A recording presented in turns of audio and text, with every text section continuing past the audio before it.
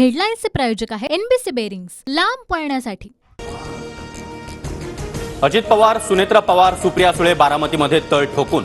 अजित पवार आज इंदापूर दौऱ्यावर, सुनेत्रा पवारांचा दौंडमध्ये कार्यक्रम, तर सुप्रिया सुळे देखील पुण्यामध्ये विकास कामांची पाहणी करणार। वंचितला कोणत्या जागा हव्या आहेत त्या आम्ही द्यायला तयार, 27 तारखेच्या बैठकीला वंचित येणार, संजय राऊतांची माहिती। छोट्या कार्यकर्त्यांचं भाजपमध्ये येण्यासाठी मला फोन, इच्छुक असणाऱ्यांना भाजपमध्ये घ्या असं मी म्हणालो, चंद्रशेखर बावनकुळे यांच्याकडून स्पष्टीकरण। भाजपत छोट्या पक्षांचा वापर करून नंतर वाऱ्यावर सोडतं, रासपचे नेते महादेव जानकर यांची टीका। जानकरांप्रमाणे थोडा थोडा अनुभव आम्हाला येतोय, बच्चू कडूंचं वक्तव्य। बच्चू कडू शिवसेनेसोबत, ते कधी आमच्यासोबत आलेच नाहीत, देवेंद्र फडणवीसांची प्रतिक्रिया। तर महाविकास आघाडीपेक्षा महायुतीनं बच्चू कडूंना चांगलं सांभाळलं, बावनकुळेंचं वक्तव्य। मैत्री करून पाठीत खंजीर खुपसा आणि संपवा हे भाजपचं आधीपासूनचं धोरण, विजय वडेट्टीवार यांची जोरदार टीका।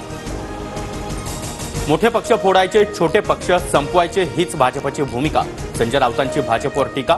तर मनामध्ये आहे ते तोंडातून बाहेर आलं, सुप्रिया सुळेंचं वक्तव्य।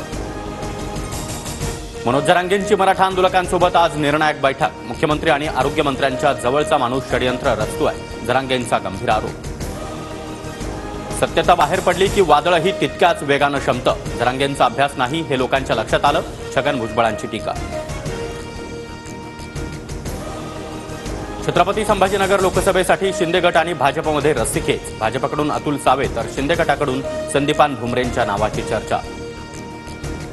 नागपूर लोकसभा मतदारसंघातून नितीन गडकरींच्या नावाची चर्चा, राष्ट्रीय स्वयंसेवक संघाची देखील गडकरींच्या उमेदवारीला पसंती, सूत्रांची माहिती। महायुतीकडून कोल्हापुरात पुन्हा एकदा शिवसेनेच्या संजय मंडलिकांना उमेदवारीचे संकेत, काही दिवसांपूर्वी मंडलिकांनी शहांची भेट घेतल्यानं चर्चांना आलं होतं उधाण। उद्यापासून अर्थसंकल्पीय अधिवेशनाच्या पूर्वसंध्येला आज सरकारचा चहापानाचा कार्यक्रम, विधान भवनामध्ये कार्यक्रम पार पडणार। पुढचा अर्थसंकल्प महाविकास आघाडी मांडे, सरकारचा हा शेवटचा अर्थसंकल्प असेल, सुप्रिया सुळेंची प्रतिक्रिया। इंदापूरमध्ये जय पवार यांचं जंगी स्वागत, कार्यकर्त्यांकडून जय पवारांवर जेसीबीच्या माध्यमातून पुष्पवृष्टी। मन की बातचा 111वा भाग 3 महिन्यानंतर प्रसारित होणार, पंतप्रधान मोदींची भाषणामध्ये माहिती। मार्चमध्ये आचारसंहिता लागण्याची शक्यता असल्यानं 3 महिने प्रसारण होणार नाही। प्रलंबित मागण्यांसाठी निवासी डॉक्टरांचा 4थ्या दिवशी देखील संप सुरूच, आपत्कालीन सेवा सुरू, तातडीच्या नसलेल्या शस्त्रक्रिया मात्र पुढे ढकलल्या। राज्यातील सर्व बाजार समित्या उद्या बंद राहणार, बाजार समित्यांचं केंद्रीकरण करणारं विधेयक मागे घेण्याची मागणी। भारताचा पहिला डाव 307 धावांवर आटोपला, ध्रुव जुरेलाच्या 90 धावांच्या खेळीनं भारतीय संघाला सावरलं, तर कुलदीप यादवची 131 चेंडूमध्ये 28 धावांची महत्त्वपूर्ण खेळी।